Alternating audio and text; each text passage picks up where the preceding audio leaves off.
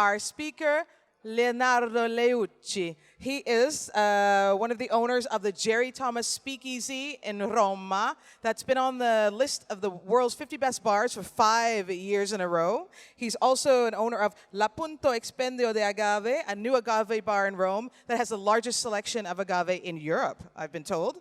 And he's also the creator of the Del Professore brand of gins and vermouths. So I'm really excited to hear him talk about the Italian bartending scene. I can't wait. So please welcome Leonardo Leuci. Vieni qui, signore, vieni qui. Hello, hello. Okay, you hear me? Okay.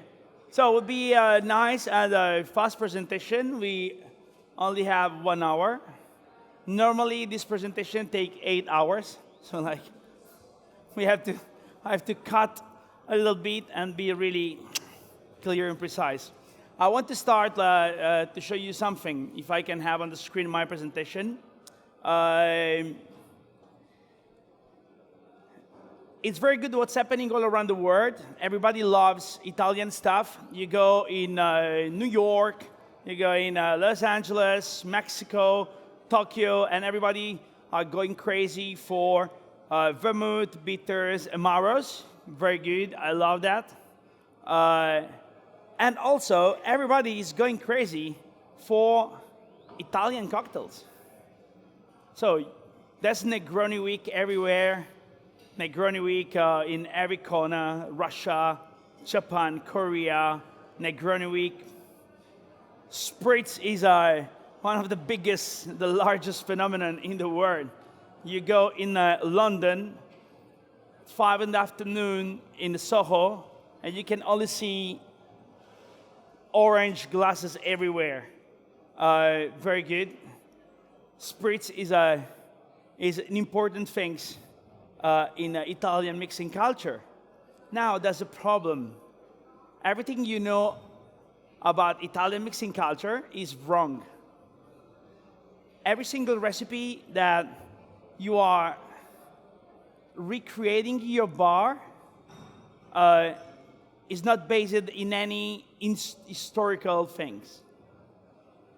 The spritz, the modern spritz you are doing in your bar, the Negroni you're doing in your bar, and the Americano that you're doing in a bar, this was not invented in Italy. I say that we sell the soul to the devil.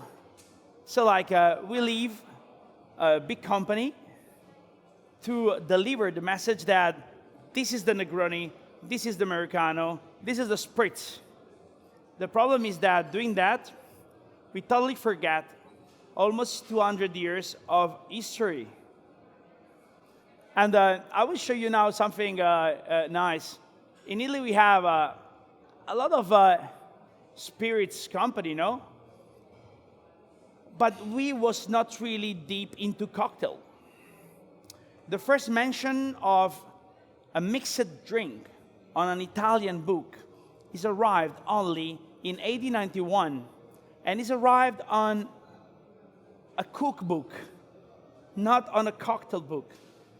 This journalist, really famous journalist, Pellegrino Artusi, published one recipe of mixed drinks, that is the claret cup. Before that, in Italy, no cocktail. Mixing drinks was really not popular. And mixing drinks in Italy was not popular for a lot of time. Why? It's really simple. If you have whiskey, okay, you can drink whiskey neat. Everybody love it. Today, everybody have a very nice whiskey. But imagine whiskey or rum 200 years ago. It was totally different things. And other things that the palate really loved, all the whiskeys that was on the market. So that kind of spirits, whiskeys, rum, gin, was really good to be mixed. In Italy, we don't need that because we had vermouth. Vermouth is like a cocktail in a bottle. spirits, bitter, sugar, water.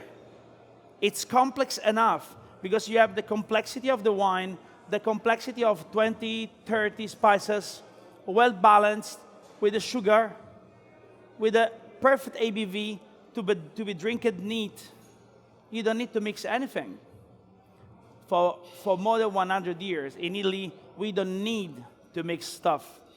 When you have a bitter, like Campari or other brands that are so complex, you don't need to mix it. For a long time, the only things that Italian was doing was to just like do that. Mix vermouth with bitter, and another bitter, and if it's possible, another bitter. This was the Italian philosophy. The big difference between Italy and other country is that we are really focused on ingredients. We was not focused on recipes. Ingredients also for our food is the most important things. This is a French dish. Very nice, very modernist, very complicated, very good. But this is one of the most selling salad in the world, and it's called Caprese. Just one tomato, one mozzarella, very good mozzarella, a little bit of basil, a little bit of salt, olive oil, that's it. Simple, easy. Italian are like that. We like simple things. And also in drink culture, this philosophy was the most important things. So, Italian mixing culture is based on something really different. Italy was not invaded by foreign culture about drinking culture. All around the world, you have the culture of punch that for 400 years start to go up and down all around the world, and that have a strong impact on what people was drinking in UK, in US, in Asia. We was not touched by that. And after, there was the cocktail culture.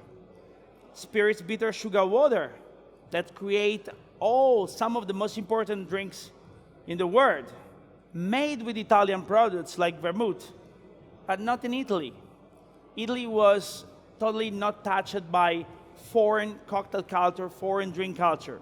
We have our own culture, and was to mix our products because we was full of products. If you take all the products of all the world in 1800s, you cannot have 1/3 of the Italian production. In 1800s, we already have something like 600 brands of vermouth, bitters, amaros, rosolio, and everything. If you go to Brazil, you can find cachaça, finished. If you go to Mexico, you can have tequila, mezcal, a little bit of other things. 4 or 5 stuff. Mexico, huge. Brazil, huge. In Italy, 600. Different categories of spirits. Was crazy, no? Every single region, we have 20 regions in Italy, have at least 20, 25 different amaros. But when I say different style, based on wine, based on spirits, with the gentian as a base if you are in the center, with the alpine herbs if you are in the north, with citrus if you are in the south. We was distilling grapes, distilling cereal. Was crazy. And so we don't need to mix stuff. But little by little, something started to change also in Italy. And to mix drinks starts to be a trend. So the first big evolution in Italy was the cells. Cells was the ingredient that changed the rules. Why? Because where you can get cells? Now we can have a sparkling bottle of water in any fridge outside. You can go in the supermarket and you buy a bottle of carbonated water, and you drink it, and you're happy. So now, bubbles are common things. But 150 years ago, it was not like that. Bubbles was something new, was something crazy. People go crazy for bubbles. But if you want something with bubbles, if you want a water with bubbles, you have to import from Germany, from seltzer.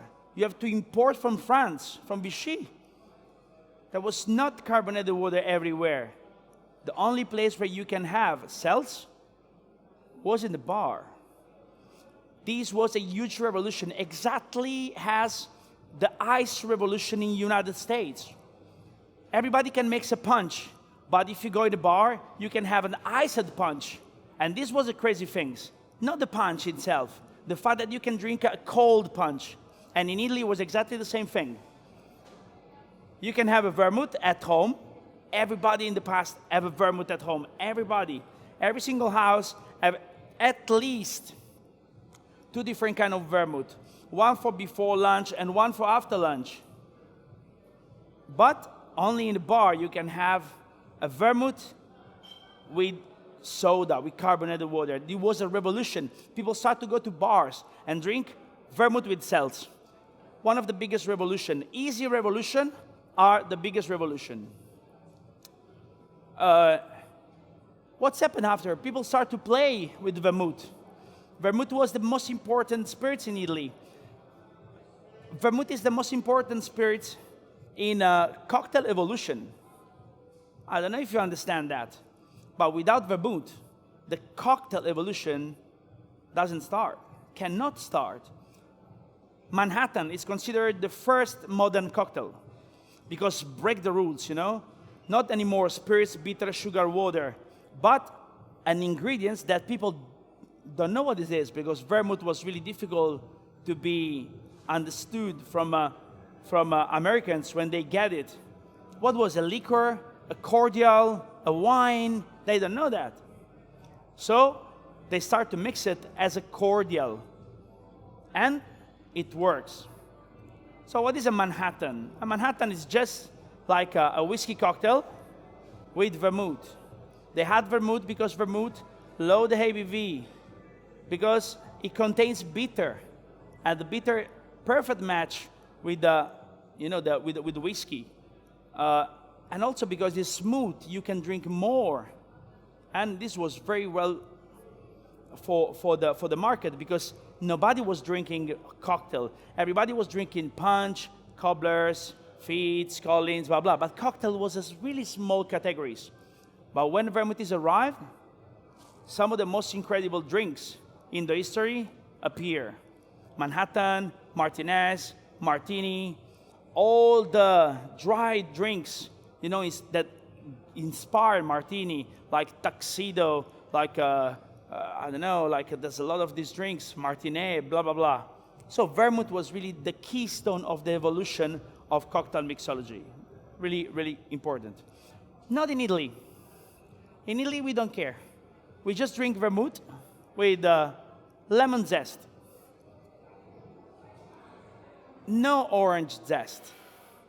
This is really important. Now, everywhere you go in the world, in your Negroni or your vermouth, you have a slice of orange. Why? Why a slice of orange? Slice of orange is something really strange for Italy. We have oranges only 3 months per year. Lemon, we have whole year. And also, in vermouth production, we already use orange to give bitterness. So what you need in a drinks like Americano or Negroni is lemon. It's not orange. I know that it's nice because it's remind the sunrise, blah, blah, blah, as they show us in television. But what the fuck? I'm a professional. I have to do something because there's a reason. And there's no reason to have a slice of orange in a Negroni. Never put a slice of anything in a drink. Don't put a slice of lemon in a gin and tonic. Don't put a slice of orange in a gin and tonic. Just use a zest. Because the 2 fingers of the drink, if you put a slice, is just a lemon juice or orange juice. If I drink a gin tonic, I want to feel the gin and the tonic till the end. I don't want to feel lemon. And in Italy, we only was using lemon zest because lemon was available whole year. Orange was considered a tropical citrus. Second thing is vermouth mixed with herbal elixir. There was a lot of vermouth in the past, a lot. But some people prefer the vermouth more bitter. And so they start to add different kind of bitters. Quina bitters, rhubarb bitters, Milano bitter, so Campari. Any kind of bitter can be mixed with vermouth. It works really well because the spices in the vermouth are really similar to the spices in any kind of Amaros, so it mixes very well. Bitters and Amaros, shake it. This sounds really strange, I know. But it's not so strange. If you take something and you shake, you are changing a lot. You are putting air inside, you are changing the texture, the temperature gives you a totally different sensation in the mouth. So like just shaking a Campari give you a totally different drinks than if you had just a soda. So Campari was a very, or bitters or Amaros, complex drinks. We don't need to add the 5 ingredients, 25 ingredients. We just take it and shake it. If you go in Milano, in the Camparino in Galleria, that is the bar downstairs there, they make shakerato. Just a classic Campari, shake it with a dash of gin. That's it. Simplicity, Italian. But this is not so strange. A chef, a Michelin star chef, what do today? Take a carrots and give you in 5 different ways. Crunchy, like creamy, you know, low cook temperature, blah, blah, really cold, really hot.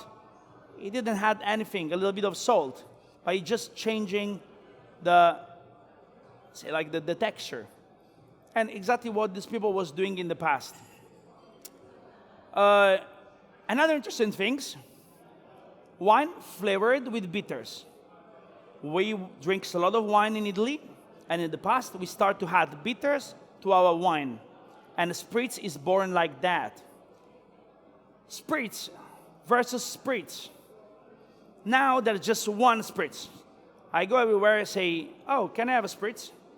And I'm expecting a question. Oh, how you want your spritz? You want with bitter, with Cynar, with Bianco Sarti?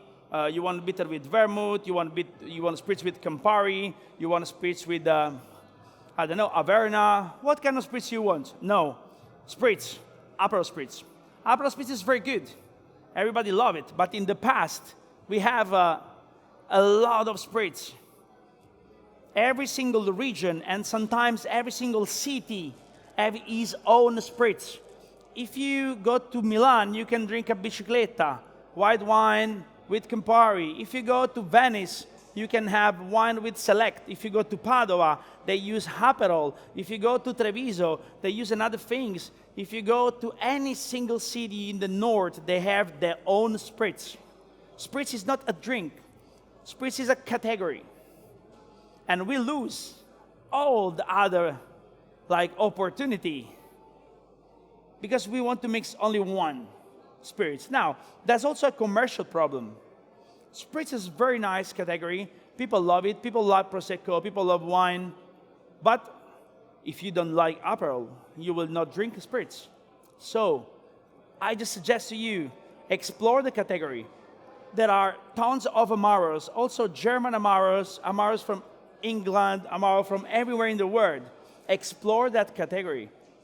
Wine, soda, and Amaros. Or Prosecco, soda, and Amaros. Be creative. Be creative in the simplicity. Don't stay just in, it's just like that. We are not from IBA, you know? Like, IBA, it's not really interesting anymore. It's like, oh, martini cocktail is 8 part of gin and 2 part of vermouth.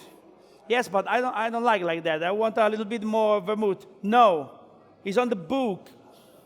You know, like God that, you know, on the stones, This is the book. You have to do like that. But I don't like, really. I don't like. No. You drink another things. If you don't like that, you drink another thing. What do you want? Blue banana colada. This is why we lose customers. Because we was not flexible. Martini. You can do your martini in 25 times, different types. A little bit more vermouth, less vermouth, had bitters, maraschino, curacao. You don't have to drink martini. It's the guests that have to drink it. So, don't care about it. So, really important. Explore the category. There's a big potential. Big potential. Mix the spirits. In Padua, there are a lot of different spirits. For example, there is the Missile. That is one of my favorite. It's a spirit that is done for university people in a small glass like that. It costs €1, and it's like a mix of a little bit of Cynar, a little bit of Campari, a little bit of Aperol, Prosecco, and soda. Really easy, €1. It's very good. 2,000 students drink these every day. It's good. Now, another interesting things. When I talk about vermouth today, people say I want a red vermouth. I want a white vermouth. Red, white, pink. I don't want to talk about pink vermouth, but it's okay. Now, be clear. I don't like to define people for the color of the skin. Nothing has to be defined for the color. It's really stupid. Red wine means nothing. White wine means nothing. Because you have 300 types of just a Chardonnay. So imagine if I can define a white wine. You say, oh, what do you want? A white wine. Yeah, but white wine? So exactly the same things for the vermouth. In the past, we have a lot of vermouth categories. In the past, we have full of vermouth categories. No white and red. We have Torino, Chinato, vermouth with bitter, with Garus, with vanilla, with herbal extract, bottle of vermouth. A lot of different categories. We stopped to have it because somebody say, no, red and white, that's it. So it's more simple to understand for the people, for stupid people. So stupid people don't understand differences. Differences are the most beautiful things in the world. Be different. No? It's very good. Now, if I go to Tokyo and if I go to Rio de Janeiro, everybody dress Bershka. 20 years ago, you go to Tokyo and you see different style. You go to Rio de Janeiro, other different style. German, no style. Always. Now, everything is the same. Mango, Bershka, Zara, blah, blah, blah. And red vermouth, white vermouth. Really bad. Really, really bad. We lose 200 years of heritage of vermouth production. Now we are bringing back a little bit, but it's not simple. Americano. Oh, my favorite topic. I go in a bar and I ask for Americano. Now, when I ask for Americano, standard Americano, always. Now it's a little bit better because they have jiggers, but before was Americano, yeah. One bottle in one hand, other bottle in another hand. Close, gun, soda, slice of orange inside. This is your Americano. 99% of the time was a shitty Americano, really bad. Because this is not an Americano. These are drinks that can be an Americano. But what was the Americano in the past? First things, the Americano was not a drink. Americano was a vermouth. A vermouth with bitter, also called Americano. Before the first recipe of Americano, we have already company in 1877 that was shipping Americano to the United States. This is some bottles of Martini that was produced before than the first recipe of Americano was published. Americano was not a drink. Americano was a concept. an Italian vermouth plus bitter. What kind of bitter? Any kind of bitters. If you take a look at the history, you can see that we start after that to mix Americano in a different way, to add different bitters to the Americano. This is a letter from 1908 where a guy that owned a very nice wine shop write to a company and say, please, can you send somebody that can show us how an Americano is made? After we have, in 1902, the description of what an Americano is, and it's really clear. They say, like, Americano is born because in US, they like the style of Italian vermouth plus bitter. Now, in Italy, we have a lot of bitters, Amaros, but in US, they only have Booker's bitter, Angostura bitter, and they were using that, and they was creating the cocktail. Everything was different. The Americano al bitter. Campari was selling his Americano, but everybody was doing a different kind of Americano. Fake legend, Americano comes from Milano Torino. It's not true. The first recipe of Milano Torino is from 1930. What's the interesting things of Milano Torino? The Milano Torino is the Americano we are doing today, because it's the first like Americano where you can find equal proportion between bitter and vermouth. But if you take all the recipe of Americano from the past, you can see that the vermouth is always driving the recipe. A lot of vermouth, a little bit of bitter. What kind of bitter? Any bitter you want. This is probably the first recipe published about a vermouth plus bitter on a French book, and they say like vermouth with Fernet is this drink is the favorite aperitif in Italy. After you have the vermouth cocktail, 1887, this first published recipe of Americano in Europe, in Germany, okay? Like Americano. I cannot read Germany, but I can understand. So like you take a glass, ice, you put a little bit of vermouth, Angostura, Fernet Branca, and lemon zest, and soda.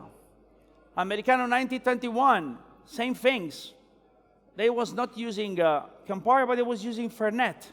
Because in the north, Fernet was more popular. In Italy, 1926, first recipe of an Americano published in a book, a cocktail book. This is a vermouth cocktail, really similar to Jerry Thomas' vermouth cocktail. You can go in Cuba and have Americano. In Cuba, they was drinking vermouth Americano. But what kind of bitter they have in Cuba? They have Angostura, cocktail vermouth Americano, vermouth and 2 dashes of Angostura. American style vermouth, vermouth and Amer Picon was a really famous bitter in the 30s, 40s. So there was a lot of Americano, not just one, was full of different recipe. The concept is vermouth plus bitter. Don't stay in one part soda. Explore the categories. Any kind of vermouth with any kind of bitter. Really, really interesting. Now we are really lucky. We are living the luckiest period in cocktail history, because we have tons of bitters, tons of gin, tons of vermouth, and it's very nice and interesting. But take a look at that. A lot of different Americano with different proportion. In France, they was adding Suze to the Americano, but everybody was using lemon. Look at that. Americano with 2 different kinds of bitter. Bitter Campari and Rossi, that was an aperitivo made by Martini in the 30s, 40s. Italy, 1930, full of Americano. Every single company has its own Americano. But take a look to the proportion. This is the most interesting things. Recipe are not interesting. The proportion are really interesting. Every single Americano have a lot of vermouth and a little bit of bitter. A lot of vermouth, bitter. Only the Campari Americano is reverse, more bitter than vermouth. But for the rest, the vermouth was always driving that. We can go, I can show you 2,000 recipes of Americanos. So please, exactly like for the spritz, Italian mixing culture is to explore the opportunity to mix Italian ingredients. Liebe Aussteller, liebe Besucher, Oh, es ist 18 Uhr. I was scared. Der schließt in einer Stunde. I was scared it was with me. Like, oh, what are you saying? You know, like. Nun geschlossen ist. Denken Sie daran, Ihre Jacken und Taschen in unserer Garderobe Another Americano. And the look, lemon, lemon zest, lemon zest. Lemon, lemon, lemon, lemon, lemon, lemon. Always lemon. Never oranges. Never. Bartender was smart. Orange was expensive. You cannot find orange every time of the year. So if they want to create consistency, only lemon was used. Look, Americano eyeball. Interesting. American evolution of the Americano. They like a lot of soda. You know, American cocktail, like Campari and vermouth with a dash of lemon juice. It's good. It's a different way to give a small touch of citrus. Americano, one part of Campari, two of vermouth, also in the 50s. You know? Now, like, it's really nice because Americano is the father of the Negroni. Everybody know. But if you think about Americano, one part, and soda, it's okay. It's easy to think that Negroni can be one part, you take the soda out, and you had gin. But now we see that for 100 years, we have 200 different Americanos. So what kind of Americanos the Count Negroni was drinking? This is really important to understand. I want to tell you something, that is this the original formula? Is this always good? If you make this proportion, one part, always work? No. Now there are bitters that are really bitter or really sweet. There are vermouth that are really bitter and really sweet. So the classic proportion sometimes doesn't work. This kind of proportion was created by what they call a sect, okay? Kind of like a Masonic sect. That is IBA. In 1954, in Sweden, I don't know why that was in Sweden in 1954, spending the money of the, that people give every year. They sit down around the table, like, have you seen this episode of Simpson when the stone cutter, no? And there was this, it's kind of mafia, blah, blah, blah. And every single country have to present one drink to be in the new cocktail list of IBA. And for Italy, they think about Negroni. Now, there was a problem, a big problem. And if you take a look at the book of Luca Picchi, you can really understand that. There was not recipe. There was not recipe of a Negroni, because Negroni was not a cocktail. Negroni was the way how a person that is called Camillo Negroni was drinking his Americano in his favorite bar. Was not a written recipe. Nobody knows really how the original recipe was. So what they say, okay, there's no real recipes. Who are the sponsor? Oh, the sponsor are, like Campari, Gordon's, and Martini. They pay all the same, equal pay, yeah? So they pay to be sponsored. Say, yes, they pay all the same. So we put one part, and everybody is happy. And for garnish, put orange. It's, orange is nice. If you put a piece of orange in front of your mouth, it looks like if you are smiling. Do that. It's okay? It's okay. So they cancel the lemon. They put an orange slice into a cocktail. That is a really bad thing. Also, technical things. They almost cut off the soda, but we don't know if the Count cut off the soda, because the Americano is always with soda. So there's no soda anymore. I show you the first published recipe of Negroni that is not from an Italian book, but is from a book from Argentina. In Argentina, they preserve a lot of Italian tradition, because a lot of Italians moved to Argentina after the war, and they keep doing some stuff that also in Italy we don't do anymore. It's really important. So this is the first published recipe for the moment. For the moment, it's possible that somebody gonna find another recipe about Negroni. There's also a mistake, interesting, Negrone. Because if you spell in English Negroni, the E will read like that. So, you take it like that. Nope, same proportion.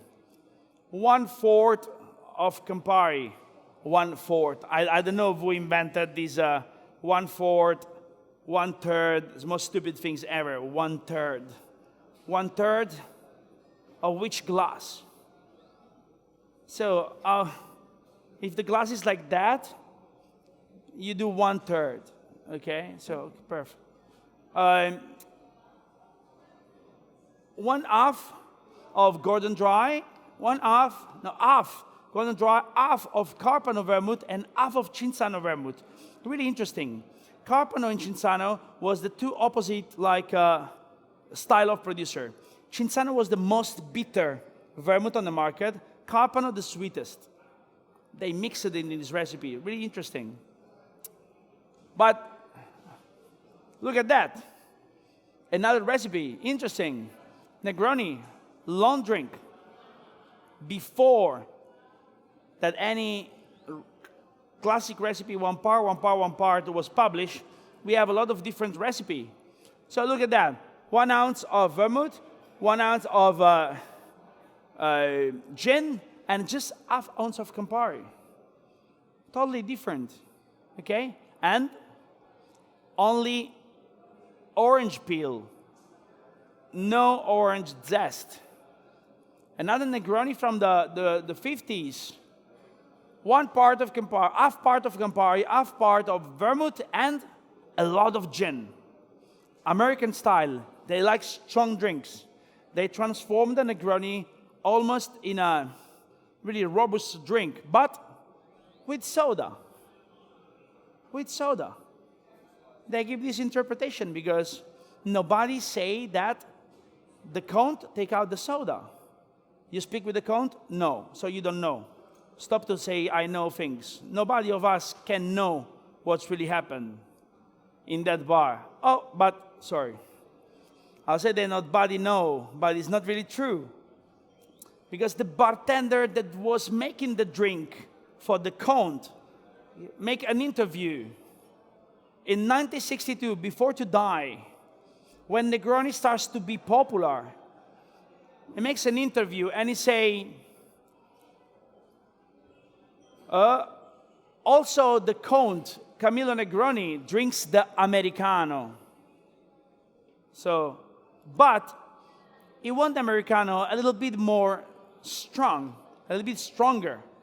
So, I had for him just some drop of gin. Drop of gin. Why drop of gin? Because now, when we think about a Negroni, with our brainwashed mind, we think about an old-fashioned glass filled. The Negroni that the Count was drinking was in a 5 centiliter glass. 5 centiliter. A small glass like that, with a little bit of vermouth, some dash of bitter, some dash of gin, a splash of soda. That's it, in a 5 centiliter glass. Really funny that Fosco Scarzelli say the Count can drink 40 of those in one day. 40. Now, okay, I like to drink. You can see that I like to eat and to drink. But you can imagine to drink 40 Negroni, one part, 40 in one day. You can survive, I don't know, I can survive probably 3 hours, die. So also the proportion of the glass are changed, are different. So I like, for example, what they are doing in Bartending. They bring back the Negroni in the old sites. This was very good. Small glass, very nice. It gives you the opportunity to let people try different style of Negronis, okay, with different vermouth, with a touch of something that you want to add because you want to personalize your Negroni.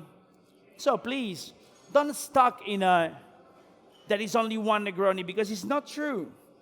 Negroni is just like an Americano, and we have 200 different kinds of Americano with a little bit of gin. Explore the Americano category, explore the Negroni category. Use different vermouth, mix the bitter, change the bitter with a blend of Amaros. It's a concept, it's not a recipe. Concepts are more important. So the concept of spritz is wine and bitter. The concept of Americano is vermouth and bitter. The concept of Negroni is an Americano with a little bit of gin. Explore that instead to stay, no, one part. Is that. These kind of rules kill the bars. Because if you mix one part Negroni, and 19 years old kids that want to try the Negroni for the first time don't like it, you lose this customer for 10 years. He will not try a Negroni again till he's 30. He will drink fucking pina colada for 10 years because you scare him with Negroni too strong, Martini too strong, Americano too bitter, too strong, too bitter, too sour. It's just for stupid bartenders that don't understand that the guests are not bartenders, and guests are not Winston Churchill, guests are not Ernest Hemingway, guests are not James Bond. Guests are normal people that in the morning at 8 go in the office. When they go out, they go in a bar and they just want to drink a nice, well-balanced drink. No, one part is like that. No. Because now they can find cocktails everywhere. Also in the supermarket. And now there is also a robot that make cocktail. And the robot do what the humans say. So if you want a really sweet Negroni, it put sweet, you know, like the coffee machine. No? Sweet. And you have a very sweet Negroni, you like it. And then the after, you know, it's like that. So please, when you think about Italian mixology, don't think anymore about recipe, but about concept. This is really important. Recipe are really dangerous. I always say that. Recipes are dangerous because recipes are static. As always the same, they are always the same. They don't change. We change. When I was 16, I drink, apple vodka or peach vodka with lemonade. Now I don't drink it anymore. Now I think that the Fernet is not bitter enough for me. I want something more bitter. So like we change. And how is possible that the recipe still the same? Always the same. No. People change, trend change, palate change. So please, there was a lot of Negroni imitation, okay? In a French book that is called Cocktail de Paris, written in 1927, so almost the same year of the Negroni, you have, like, for example, drinks like the Charlie Pie. That is a Negroni, but it's balanced in a totally different way. Now, like, these numbers is for idiots. Because I don't know. I know who invented these. I don't want to tell you because it's too bad. But it's really stupid things. You see how much is half 380 of. But this is a really strong Negroni because you have a lot of gin, a little bit of Campari, of Vermouth, and just a dash of Campari. So they just change the proportion and they create a different balance. After we have another drink that is really nice, it is called the Camparinette. Camparinette is 1/4 of Campari, 1/4 of Vermouth, and Gordon gin. Now, take a look at the recipe.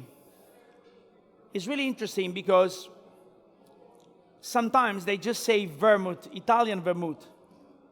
No red Vermouth, Italian Vermouth.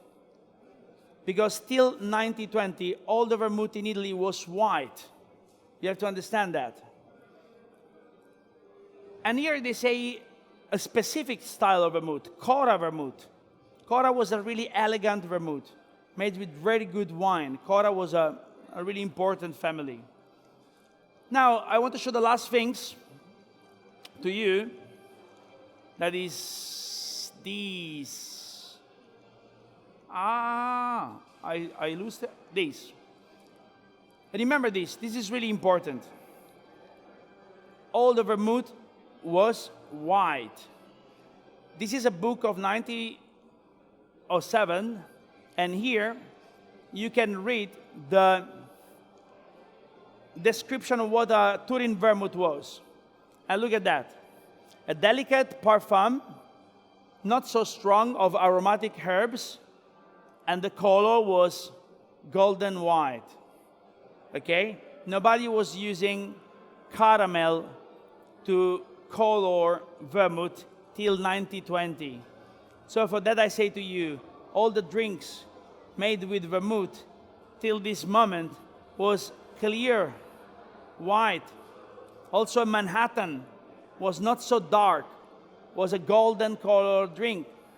So you see, we learn the history, we learn the drinks, but we forget to understand the history and we lose a lot.